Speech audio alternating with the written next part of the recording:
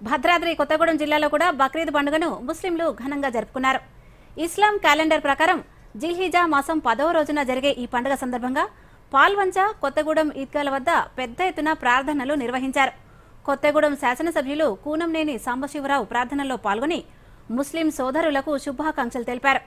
ఈ సందర్భంగా ఆయన మాట్లాడుతూ బక్రీద్ పండుగ త్యాగం, సహనం సందేశాలను ఇస్తుందని, ప్రవక్త ఇబ్రహీం త్యాగాన్ని స్మరించుకుంటూ ఈ పండుగ జరుపుకుంటామని తెలిపారు. ధనిక పేద భేదం లేకుండా రాగద్వేషాలకు అతీతంగా ముస్లింలు భక్తితో ఈ పండుగ జరుపుకుంటారని పేర్కొన్నారు.